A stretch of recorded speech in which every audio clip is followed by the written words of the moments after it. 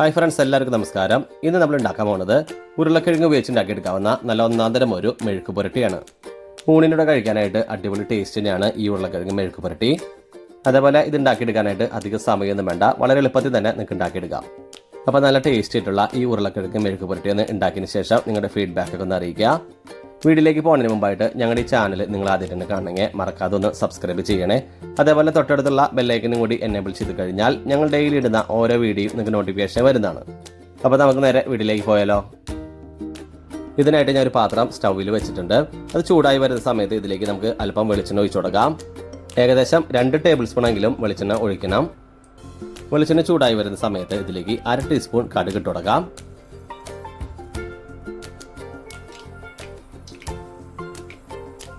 കടുക് പൊട്ടിക്കഴിഞ്ഞ സമയത്ത് ഇതിലേക്ക് 10 വെളുത്തുള്ളി ചെറുതായി നുറുക്കിയെടുത്ത് ഇട്ടുകൊടുക്കാം.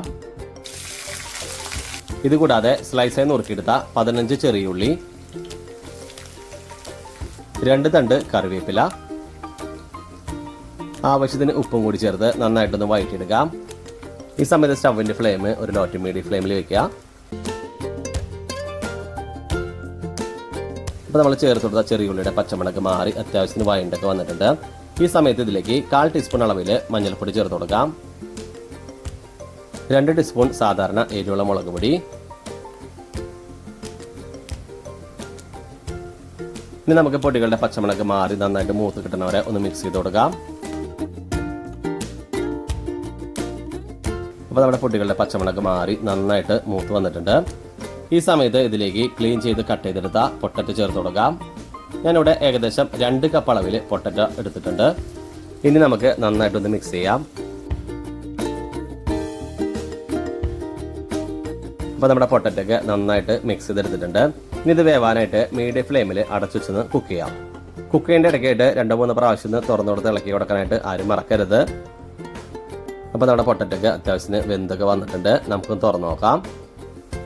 പൊട്ടറ്റോ വേവാനെടുക്കുന്ന സമയം കറക്റ്റായിട്ട് പറയാൻ പറ്റില്ല. കാരണം നിങ്ങൾ എടുക്കുന്ന പാത്രത്തിൻ്റെയും വെക്കുന്ന തീയുടെയും അതേപോലെ പലതരം പൊട്ടറ്റോ ഉണ്ടല്ലോ, അതിനനുസരിച്ചൊക്കെ ചെറിയ മാറ്റങ്ങളൊക്കെ വരും.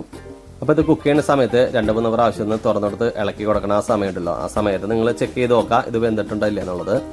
അപ്പോൾ നമ്മുടെ ഉരുളക്കിഴങ്ങൊക്കെ നന്നായിട്ട് വെന്ത് വന്നിട്ടുണ്ട്.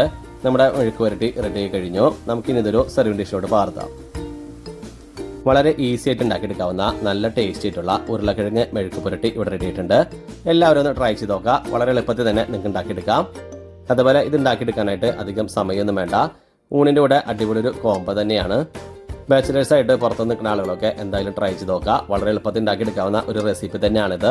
അപ്പോൾ നിങ്ങൾ ഉണ്ടാക്കിയതിന് ശേഷം നിങ്ങളുടെ ഫീഡ്ബാക്കൊക്കെ ഒന്ന് അറിയിക്കുക.